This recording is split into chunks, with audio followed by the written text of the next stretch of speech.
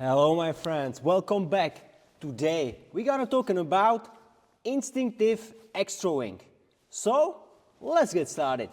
First of all, we have to go way back, so I will explain you how classic axe throwing works.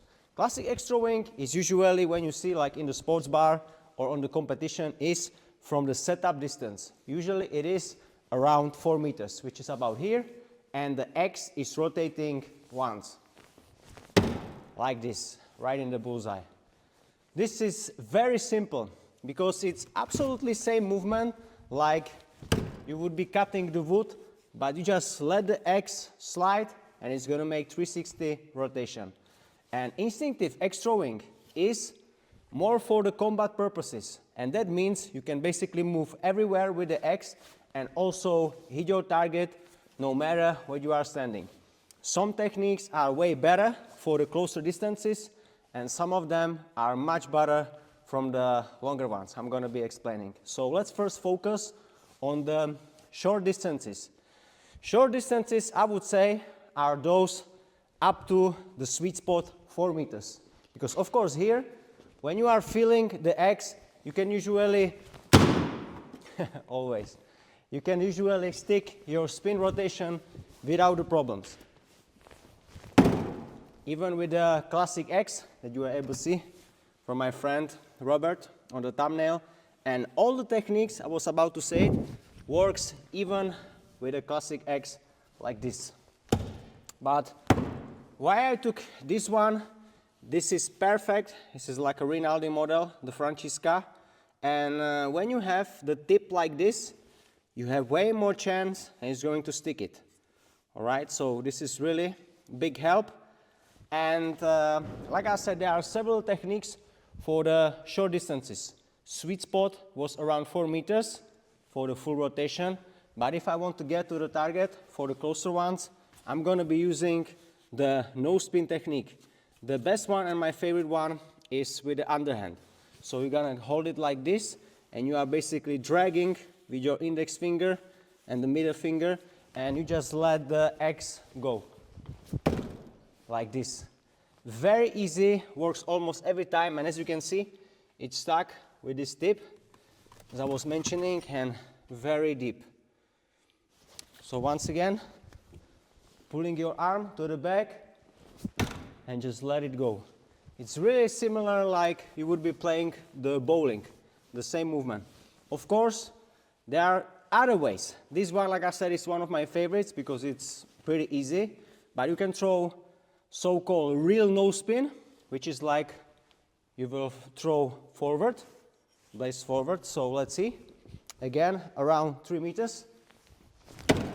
You see, perfect stick, very good. And same, releasing with the index finger and the middle finger. After, you can do like your opposite way, and also this is like a quarter spin. Like this, similar technique, and you can hold it where you want on the handle, where it feels comfortable for you. It can be on the bottom, in the middle, right here. I usually tend to hold it like here. Let's see. Perfect, you see? Amazing stick, no problem. Like I said, you can do it with the others very easily, and after you can do like so-called push no spin. That one is for more longer distances. I don't prefer it so much, so let's see if it's gonna work. You see? You can practice it, but personally, I prefer to slide it from the close because you can generate like really a lot of power. Switch it after to the other weapon, something like this. So this is really perfect for the closer distances.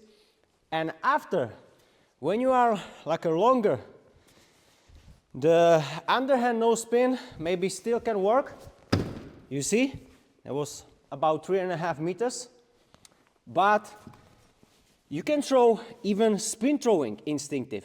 And what it means, like I said, 4 meters was about here, the sweet spot. So let's see. One more time. There you go. And if I want to go on 3 meters, I can do two things with the spin throwing. We have already cracked the handle. Let's see how long this will survive. So if I will grab the handle lower, it's gonna spin faster. So you have to kind of snap more, and you can rotate it faster, if you know what I mean.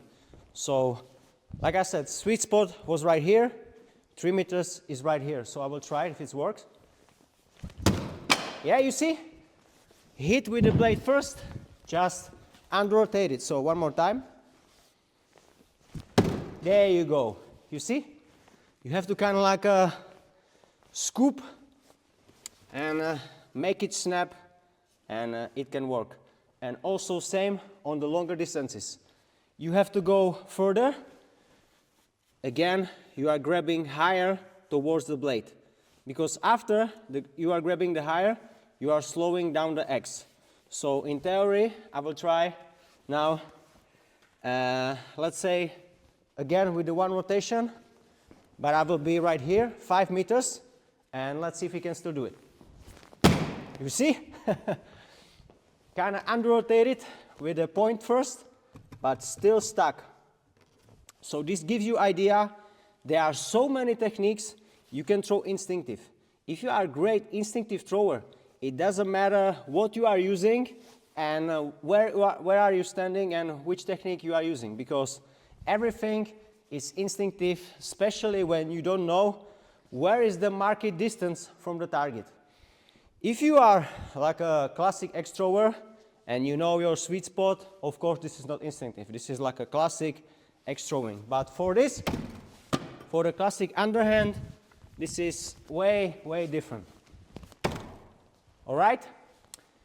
So that's pretty much everything about the instinctive X throwing that you need to know. Of course, this is really like a more advanced for the higher skilled throwers, so keep that in mind.